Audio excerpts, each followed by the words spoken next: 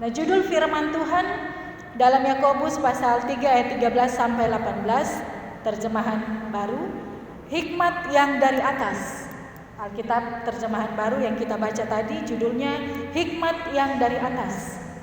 Kalau terjemahan Melayu Maluku Utara, pandai yang dari Tuhan. Sekali lagi, pandai yang dari Tuhan.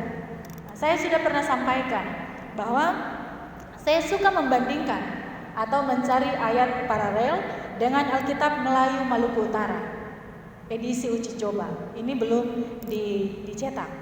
Kenapa? Karena lebih mudah dipahami. Pakai orang berbahasa sehari-hari yang lebih mudah dipahami. Untuk itu, kalau mulai baca Alkitab terjemahan baru sudah mulai agak susah, belum dapat, belum pas, saya baca yang Melayu Maluku Utara.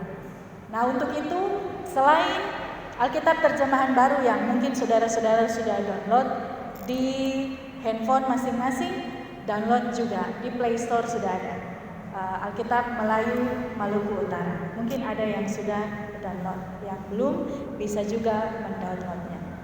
Hikmat yang dari atas atau pandai yang dari Tuhan. Untuk itu kalau judul firman Tuhan hikmat yang dari atas, jelas sekali. Yang dari atas itu berarti yang dari Tuhan. Hikmat yang dari atas, pandai yang dari Tuhan.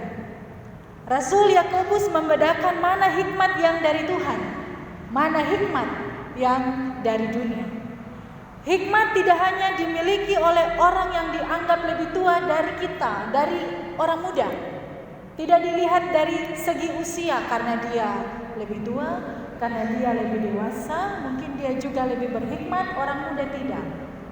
Orang muda tidak berhikmat. Tidak, saudara kasih, tidak dilihat dari segi usia karena dia lebih tua. Nah, saudaraku yang kekasih, hikmat itu berhubungan dengan pengetahuan. Tetapi orang yang berpengetahuan belum tentu dia berhikmat. Untuk itu hikmat tidak hanya dimiliki oleh orang-orang yang bertitel, orang-orang yang berpangkat, orang-orang yang dikenal punya jabatan-jabatan yang tinggi. Semua orang bisa memiliki hikmat.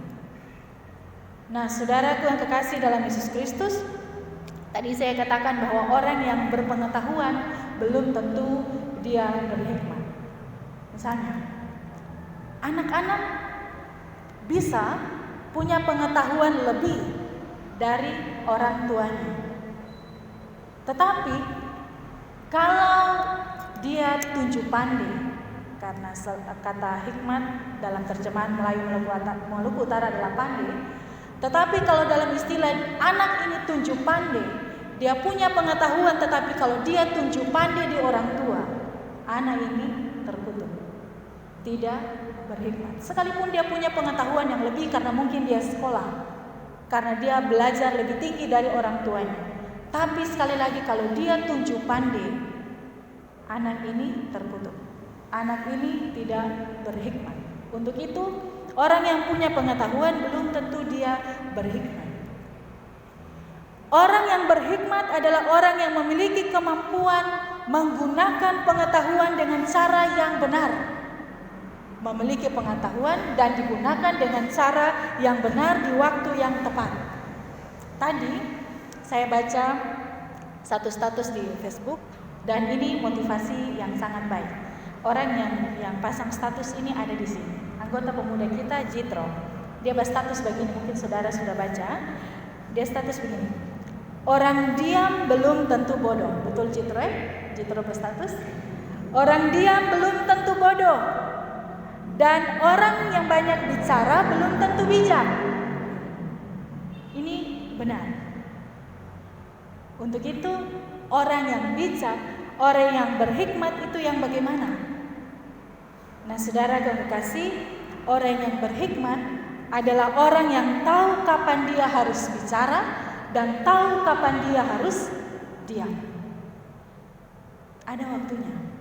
Jadi dia pakai pengetahuan dia dengan cara yang benar dan di waktu yang tepat. Tidak bicara sembarang. Untuk itu Jitro bilang, yang diam belum tentu bodoh, yang banyak bicara belum tentu bijak. Dia tahu kapan dia harus bicara, dia tahu kapan dia harus diam. Menggunakan pengetahuannya dengan cara yang tepat, juga di waktu yang tepat. Orang berhikmat itu tahu dan melakukan, sekali lagi, tahu dan melakukan dengan cara yang benar dan kemudian di waktu yang tepat. Untuk itu ayat 13 bacaan kita, kalau ada orang bijak dan berbudi, kalau ada orang yang pandai dan tahu atur semua, saya gabungkan dengan terjemahan Melayu Maluku Utara, ada yang pandai dan tahu atur semua, dia mesti kasih tunjuk itu dengan DP cara hidup yang baik. Kalau so tahu, harus tunjukkan itu dengan cara hidup yang baik. Cara hidup itu lahir dari kelemah lembutan. Sekali lagi, cara hidup itu lahir dari kelemah lembutan atau dari hati yang tidak sombong, selalu merendahkan diri. Orang yang berhikmat, tetapi hikmat dari dunia, adalah orang yang masih dikuasai oleh nafsu dunia, nafsu manusiawinya, dan dari setan-setan. Contoh yang sangat jelas dalam Alkitab, yang masih suka iri hati, yang masih suka mengiri satu dengan yang lainnya, dan mementingkan diri sendiri. Jadi dua hal ini, yang masih suka iri hati dan mementingkan diri sendiri, ini masih dikuasai oleh nafsu manusia, oleh setan-setan, bukan hikmat yang dari atas. Kalau ada orang-orang yang seperti ini, firman Tuhan bilang pasti dia bikin kacau. Dan semua yang dia lakukan adalah hal-hal yang jahat. Sebaliknya, orang yang berhikmat, yang dapat pandai dari Tuhan, hatinya bersih. Pertama-tama murni, jadi hatinya bersih. Kemudian pendamai, peramah, suka baku bawa baik-baik dan orang lain. Penurut, jadi orang yang dengar-dengaran, anak muda yang dengar-dengaran adalah anak-anak muda yang berhikmat. Bikin hal-hal baik, tidak memihak, tidak berat sebelah, tidak munafik. Jadi saudaraku, kalau keadaan hidup seseorang sudah mulai kacau, sudah mulai melakukan hal-hal yang jahat terhadap dirinya sendiri, bahkan berdampak pada orang-orang di sekitarnya, cek di dalam dirinya, cek dalam pribadi kita masing-masing. Di situ pasti sudah ada iri hati, di situ sudah pasti mementingkan diri sendiri. Hikmat dunia atau hikmat atau nafsu manusia dari setan-setan sudah mulai menguasai diri seorang anak muda. Kalau sudah mulai mementingkan diri sendiri, sudah mulai iri hati, tidak suka damai, tidak penurut, itu hikmat yang dari dunia. Itu nafsu manusiawi. Itu datangnya dari setan, bukan dari atas, bukan dari Tuhan. Nah, saudara Tuhan kekasih, hidup orang muda itu menyenangkan. Betul atau tidak? Menyenangkan atau tidak? Susah? Menyenangkan. Yang tidak senang, cek lagi. Kira-kira menyenangkan atau tidak? Yang di rumah yang sementara mengikuti, hidup sebagai orang muda menyenangkan atau tidak? Betul ya? Menyenangkan. Menyenangkan dengan sukacita atau terpaksa? Sukacita.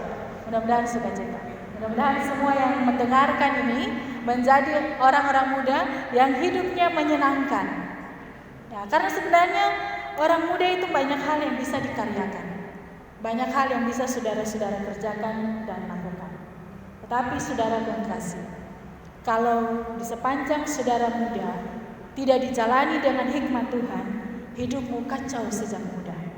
Dan luar biasa, dari muda kacau sampai tua, saudara kacau. Perjalanan panjang hidup saudara diisi dengan kekacauan, tidak ada yang menyenangkan.